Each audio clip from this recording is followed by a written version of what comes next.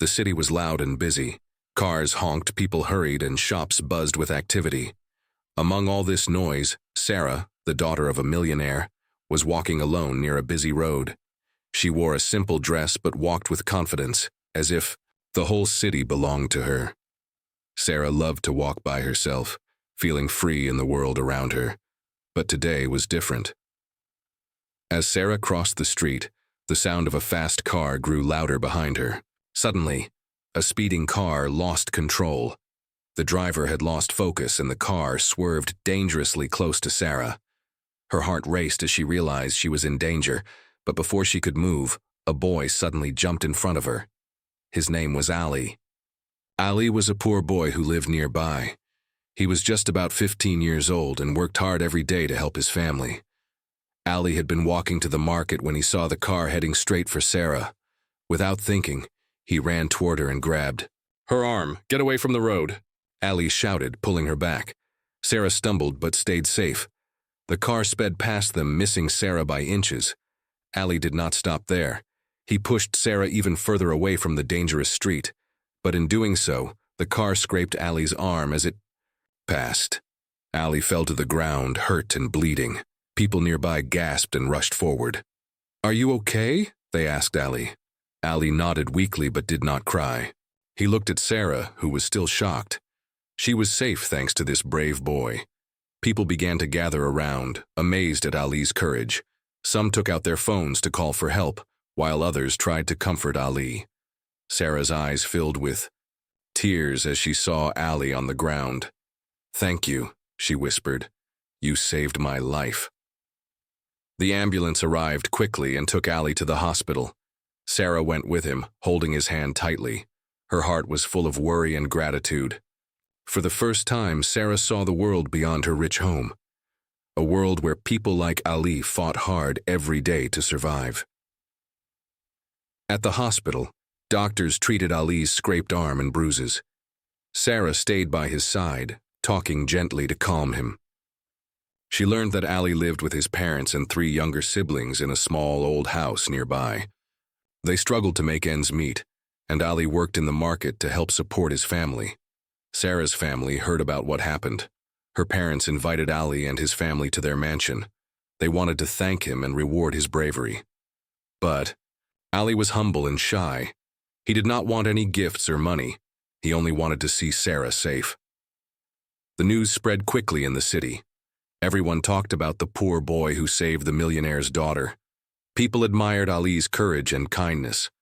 But some also wondered, why would a rich girl like Sarah trust a poor boy? Would her family accept him? Sarah's mother watched her daughter closely. She saw how Sarah's eyes lit up when she talked about Ali. But she also worried. The rich and poor lived in different worlds. Could they ever come together? As Sarah rested, that night she thought about Ali. She remembered his bravery, his quiet strength, and the kindness in his eyes. Sarah decided she wanted to know more about this boy who risked his life for her. Meanwhile, Ali lay in the hospital bed, thinking about what had happened. He never expected to be a hero. All he wanted was to protect someone in danger. Yet now, everything was changing. People were looking at him differently. Some smiled, others stared. Ali felt nervous but also proud. The city seemed bigger now, full of new possibilities. But Ali knew life would not be easy. He had a family to care for and dreams that seemed far away. Still, saving Sarah had given him a new hope. As the night grew quiet, Sarah and Ali's worlds began to move closer. A simple act of bravery was about to change both their lives forever. The next morning, the city was waking up as usual. But in the big mansion, Sarah's parents were already talking about the boy who saved their daughter. "Ali is a brave boy," Sarah's father said seriously. "We must invite him and his family here. We owe him a lot." Sarah's mother nodded but looked worried. "We don't know much about him or his family. What if they don't want our help?" Sarah listened quietly from the side. She had made up her mind. She wanted to meet Ali again. She wanted to thank him properly. Meanwhile, Ali was still in the hospital. His arm was bandaged, but his spirit was strong. News reporters had called the hospital, and some even wanted to interview him. Ali's parents were nervous but proud. "We must meet Sarah," Ali said to his mother one day. "She saved me with her kindness. I want to thank her." His mother smiled but warned, "Remember, Ali, they live in a different world. Be careful." A few days later, Sarah's family arranged a small meeting with Ali and his parents at their mansion. The house was huge, with shiny floors and tall windows. Ali felt nervous stepping inside. Sarah was waiting in the living room. When she saw Ali, she smiled warmly. "Thank you again for saving me," she said softly. Ali looked down shyly. "I just did what anyone would do," he replied. Sarah's mother watched them carefully. She saw how Sarah's eyes shone when she looked at Ali. It was a mix of gratitude and something deeper, curiosity, maybe even friendship. After the meeting, Sarah's father spoke to Ali's parents. "We want to help your family. Maybe give Ali a chance to study better," he said kindly. Ali's father looked surprised. "That is very kind of you, sir. But Ali is a good boy. He wants to work and support us."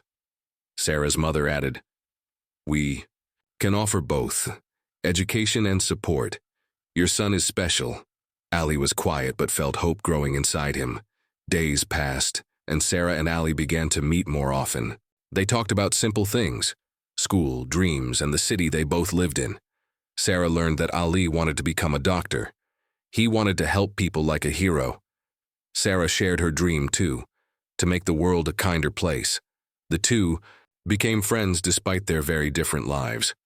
But not everyone was happy. Some people in Sarah's social circle whispered, "Why does Sarah spend time with a poor boy?" they asked. "Is this right?" Sarah heard the gossip but ignored it. She believed in Ali's heart, not his clothes or background. One day, Sarah's best friend warned her, "You should be careful. Your family might not agree if this goes too far." Sarah smiled and said, "Ali saved my life. That means more than anything else." Meanwhile, Ali faced his own challenges. Some kids at school laughed at him because he came from a poor family. But Ali stood tall. He remembered the moment when he saved Sarah and found strength in that. One afternoon, while walking home, Ali found an envelope in his pocket. It was a letter from Sarah's father. It said, "Ali, we want to help you start a new life. Please come to the mansion tomorrow." Ali's heart beat fast. Was this the chance he had been waiting for? Or was it too good to be true? He looked at his mother and siblings, wondering what the future held. The next morning, Ali woke up early. The letter from Sarah's father was still in his hand. His heart was full of hope, but also filled with fear. He looked around their small house. His mother was cooking breakfast, his little sister was playing, and his father was fixing a broken chair. Life was hard, but it was their life. Ali wondered, can I really go to that big house? Will they accept me? Or will they see me only as a poor boy? His mother noticed his worried face. Ali, you are brave. You saved Sarah's life. This is your chance. Don't be afraid. Ali nodded, but inside the questions kept coming. At the mansion, Sarah was also getting ready. She was excited and nervous at the same time. She hoped Ali would say yes to her father's offer. When Ali arrived at the mansion, he was amazed again by the size and beauty. The walls were filled with paintings, the floors shone like mirrors, and the garden was full of colorful flowers. Sarah's father greeted him with a warm smile. "Welcome, Ali. We are happy to see you." Ali felt a little more comfortable. Sarah came running to him. "I'm so glad you came. Let me show you around." As they walked through the rooms, Ali's eyes grew wide with wonder. But soon, the reality of the different worlds they came from became clear. Sarah's mother watched from a distance, still unsure. Later, Ali met with a tutor who would help him with his studies. The tutor was kind, but reminded Ali that this would be hard work. Ali felt pressure. He wanted to do well for Sarah, for her family, and for himself. But back at school, Ali faced a new challenge. Some rich kids heard about the invitation from Sarah's family. They laughed and whispered behind his back. "Why is he pretending to be one of us?" one boy sneered. Ali tried to ignore the whispers, but they hurt. At home, Ali told his parents everything. They told him to be strong, to believe in himself.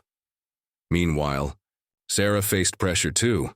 Her friends at school were not happy she spent so much time with Ali. "Why do you waste your time with him?" they asked. Sarah smiled and said, "Because he is kind and brave. That is what matters." Her father noticed the tension. One evening he sat with Sarah and said, "Sometimes when we cross between two worlds, it is not easy. But courage and kindness can change hearts." Sarah held her father's hand. "I want to help Ali. He deserves a better life." The next day, Sarah and Ali met in the garden. Ali looked worried. "I don't know if I can do this," he said softly. Sarah took his hand. "You already did something amazing. Now let's face everything together." But the road ahead was not simple. Ali had to prove himself every day. Not just to Sarah's family, but to himself. He wanted to make his wish come true. But would the world accept him? Ali started going to school near Sarah's home. It was a big school with many students, many of whom came from rich families like Sarah's. From the first day, Ali noticed people looking at him differently. Some stared with curiosity, others with judgment. At recess, some boys whispered, "Why is that poor boy here? Does he think he belongs?" Ali tried to ignore them. He focused on his studies, wanting to prove he was more than his clothes or background. One day, a group of boys approached him near the playground. Their leader, Jake, was known for being mean. "What are you doing here, Ali? This isn't your place," Jake sneered. Ali felt fear but stood his ground. "I'm here to learn, just like you," the boys laughed. "You don't belong here." Sarah saw what was happening from a distance. She felt angry and sad. She ran over and said loudly, "Leave him alone. Ali saved my life. He deserves respect." Jake looked at her and smirked. "And who are you to defend him?" Sarah held her head high. "I am his friend." The boys walked away, but the tension didn't end there. Ali felt the weight of judgment every day. Sometimes he wanted to give up, but Sarah and her family continued to support him. They believed in his courage and heart. At home, Ali studied harder. His tutor helped him with lessons he had missed before. Slowly, Ali began to understand things he never knew. One evening, Ali's mother hugged him tightly. "You are doing so well, Beta, son. We are proud of you." Ali smiled, but his mind was still full of questions. Will they ever see me as more than a poor boy? Sarah wanted to help more. She asked her father, "Can we do something to make Ali's life easier?" Her father nodded. "Yes, we will help him, but Ali must want to work hard." Sarah and Ali made a secret plan to show the school who Ali really was, brave, smart, and kind. Weeks passed, and Ali worked harder than ever. He wanted to prove to everyone that he was not just a poor boy, but someone worthy of respect. Sarah helped him study every day. She made sure Ali understood the lessons and practiced for the big test coming soon. The school announced a special competition, a test that would decide which students could join the advanced class. It was a chance for Ali to show his true potential. On the day of the test, Ali felt nervous but also hopeful. Sarah gave him a small smile before he went inside the classroom. The test was difficult, but Ali stayed calm. He remembered all the hours he had spent studying and tried his best. Outside, some students whispered, "He won't pass. He is just a poor boy." But Ali did not listen. He focused only on the questions. When the results were announced, everyone was surprised.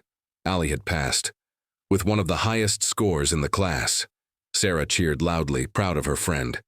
Even some of the students who had doubted Ali began to respect him. Ali's success was not just about the test. It was about showing what courage and hard work could do. Sarah's family celebrated with Ali's family. It was a moment of hope and new beginnings.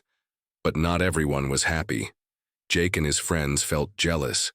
They started planning to make things difficult for Ali. Ali knew the journey was not over. He promised Sarah, "No matter what happens, I will keep working hard." Sarah smiled, "And I will always stand by your side." Ali was now respected by many students, and the teachers had started noticing his talent too. But Jake, the jealous rich boy, couldn't accept it. "How can a poor boy like him become the top student?" Jake hissed to his friends. "We need to teach him a lesson." That night, Jake came up with a cruel plan. The next morning, when Ali arrived at school, everyone was staring at him. He didn't know why until he saw it. Someone had written on the school walls with paint, "Ali cheated to pass." Ali stood frozen. His heart dropped. Students pointed and whispered. Some even laughed. Jake smirked from the corner, watching. "Ali, break inside." The principal called Ali into the office. "Ali," he said seriously, "we heard rumors that you cheated. Do you have anything to say?" Ali's hands were shaking. "Sir, I didn't cheat. I studied hard. I swear," Sarah barged in. "Ali is innocent. I studied with him every day. He never cheated." But the damage was done. Until the truth was known, Ali would be suspended. Sarah was furious. "They're lying, and I'll prove it."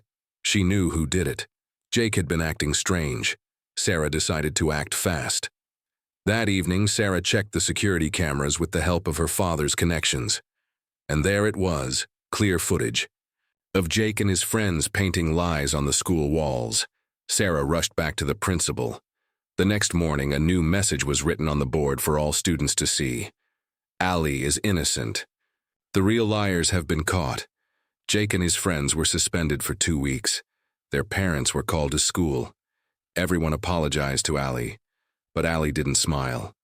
He stood in front of his classmates and said, "Even when the world doubts you, never give up. The truth always comes out." His voice was steady, but his eyes were full of pain. Sarah placed a hand on his shoulder. "You didn't deserve that," she said softly. Ali replied, "It's okay. I'm stronger now." A week passed after the truth about Jake came out. Ali had returned to school, and the students now looked at him with respect. Not pity, but Ali stayed quiet. He still studied hard, still helped the teachers, and still sat alone during lunch. Something inside him had changed. He had learned the world was not always fair, but he also knew he couldn't give up. Then one day, something unexpected happened. The school principal announced on the speaker, "Students, we have a special visitor today. Mr. Zayan Malik, the famous businessman and father of Sarah, is here to speak with us." Everyone rushed to the school auditorium. Cameras flashed. Reporters stood near the entrance. Ali stood in the back, unsure why the man was here again. Mr. Zayan walked up to the stage. He looked at the students and smiled. "A few weeks ago," he began, "my daughter's life was saved by a boy most. If you ignored, that boy risked his life with no promise of reward." The hall was silent. Mr. Zayan turned and pointed. "That boy is Ali." Gasps filled the room. All eyes turned to Ali. He froze. Mr. Zayan waved him forward. Ali walked up, nervous, unsure what was happening. Zayan knelt down in front of Ali and said on the microphone, "Ali, you saved my daughter. You showed courage, honesty, and heart. Today, I want to give you one wish.